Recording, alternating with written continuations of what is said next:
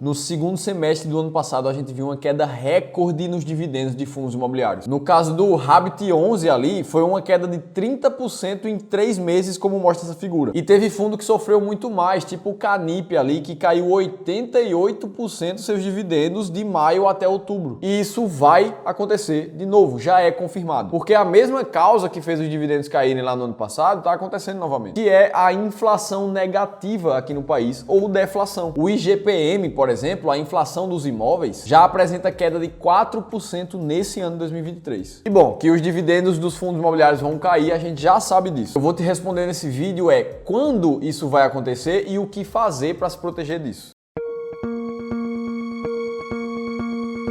No ano passado, a gente teve a maior deflação para um trimestre na história do Brasil. E esse gráfico mostra bem a queda que começou ali depois de maio de 2022, trazendo julho, agosto e setembro com inflações negativas. Isso tudo aqui medido pelo IPCA, que é o índice que a gente usa como inflação oficial do Brasil. Naquela época, a maior causa da deflação foi a desoneração dos combustíveis, o que fez com que os dividendos dos fundos imobiliários, principalmente os corrigidos pelo IPCA, caíssem muito. E aí, quando a gente vai olhar para a carteira do Canip 11, que eu te falei no começo do vídeo, a gente vê quase 98% dele ali atrelado ao IPCA. Só que como ele, existem vários outros atrelados a esse índice. É o caso desses 5 fundos imobiliários aqui que apresentam mais de 80% da carteira atrelada à inflação IPCA. CVBI, HCTR, VCJR, Canip e o VGIP 11. E foram esses justamente os fundos que mais sofreram ano passado. E aqui entra o ponto que está acontecendo novamente esse ano. O IPCA acabou de vir negativo de novo, na sua primeira deflação depois de 9 meses aqui no Brasil. Inclusive, se a gente olha aqui nas projeções da Anbima, a gente vê que junho de 2023 teve essa deflação, foi quase 0 a 0 ali. Mas para os próximos meses, a projeção é que a inflação volte a ficar positiva aqui na casa de 0,3 ou até 0,10 aqui. Ou seja, parece que o IPCA vai ficar no 0 a 0, só que entra um outro problema. O índice de inflação IGPM, esse sim, já está com uma queda muito mais forte nesse ano de 2023, chegando ao menor valor da sua série histórica aqui no Brasil,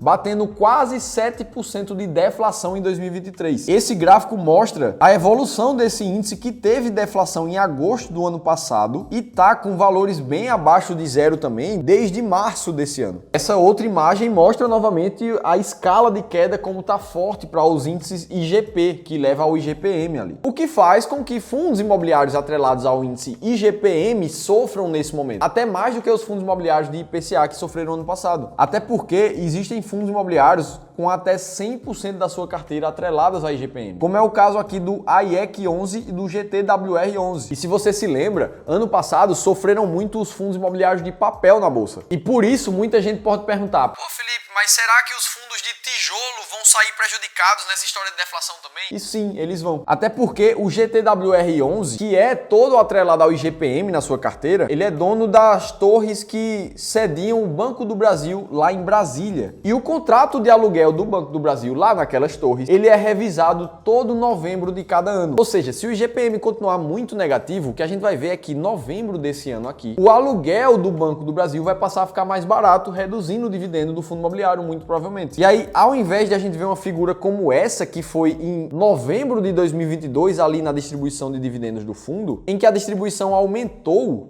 depois da revisão do contrato, a gente provavelmente vai ver uma queda nesse ano de agora. E como o IGPM já vem caindo há alguns meses, tem fundo que já está sofrendo, como é o caso do RBRR11, que já apresentou uma queda de 20% ali nos seus dividendos, nessa barrinha azul, como você consegue ver. Mesmo que ele tenha somente 12% da carteira em IGPM, ele já está sofrendo. Dito isso, fica claro que a gente vai ver uma queda de dividendos acontecendo nos fundos imobiliários, mas a pergunta é, quando é que isso vai acontecer? Bom, no caso de fundos imobiliários de papel, eles sempre olham para os últimos 3 meses daquele indexador para repassar isso em dividendos. Por exemplo, no ano passado a gente teve deflação no terceiro trimestre, ou seja, julho, agosto e setembro. E foi exatamente por isso que o pior mês ali dos fundos de papel no ano passado foi outubro, que pegou exatamente os piores 3 meses de inflação. Para o caso do IGPM nos fundos de papéis agora, a gente já começa a ver a partir desse mês, como foi o caso do RBRR ali. Felipe, e para os fundos de tijolo, quando é que eles vão ser prejudicados pelo IGPM? Isso vai depender da revisão de contrato de cada um dos fundos. O GTWR ali que eu te mostrei vai ser a partir de novembro. Dito isso, vamos pensar como é que você se protege como investidor de um momento de deflação como esse. Só existem duas formas de você fazer isso. A primeira delas é você comprar sempre fundos imobiliários baratos, descontados no mercado. Até porque, historicamente falando, são eles que dão o maior retorno da bolsa. Nesse estudo aqui, desenvolvido pelo time de gestão do Clube do Valor, a gente buscou comparar o preço sobre valor patrimonial do IFIX, o índice de referência de fundos imobiliários aqui do Brasil, com o seu desempenho nos 12 meses à frente. Para ficar mais claro, por exemplo, aqui em 2016, no começo do ano, o que a gente tinha era uma média de preço sobre valor patrimonial do IFIX na casa de 0,7. Ou seja, o mercado estava com 30% de desconto ali nos fundos imobiliários. E na linha cinza, a gente vê o que é que aconteceu com o retorno dos fundos imobiliários 12 meses depois disso. E o que a gente viu foi uma alta de mais de 40% aqui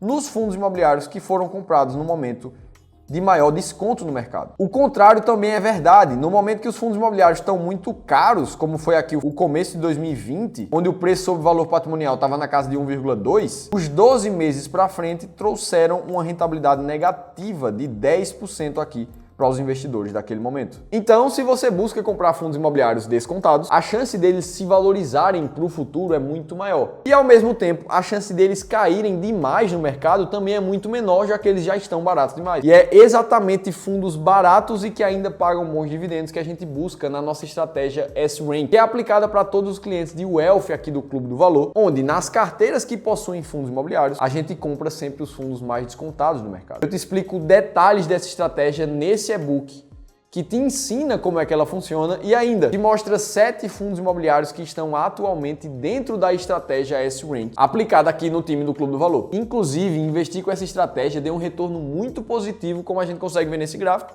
batendo até mesmo o Ibovespa e o IFIX. Para saber mais, é só você clicar no primeiro link que está aqui na descrição para você ter acesso ao PDF gratuitamente. Dito isso, fica a segunda forma de você se proteger desse momento de deflação, que é diversificando a sua carteira de investimentos. O número de fundos imobiliários que a gente acredita ser ideal na carteira do investidor é de 15 diferentes fundos. Isso impede que você concentre demais o seu risco, até porque mesmo que você tenha uma carteira super arrojada, como a que a gente chama de modelo 100% renda variável aqui no clube, você vai ter ali 1/3 do seu patrimônio somente em fundos imobiliários. Sendo que com 15 fundos imobiliários diferentes, o peso de cada um deles na tua carteira nunca vai passar de mais de 2,5%. Ou seja, mesmo que um fundo imobiliário específico da tua carteira sofra na cotação, a tua carteira como um todo não vai ter um impacto porque o risco está controlado. Fundos baratos e diversificação na tua carteira vão te aumentar o teu retorno e ainda te proteger de riscos como esse. Eu espero que esse vídeo tenha te agregado em alguma coisa. Se sim, deixa o like aqui embaixo, se inscreve no canal Seu Dividendo. Tá te esperando no próximo conteúdo.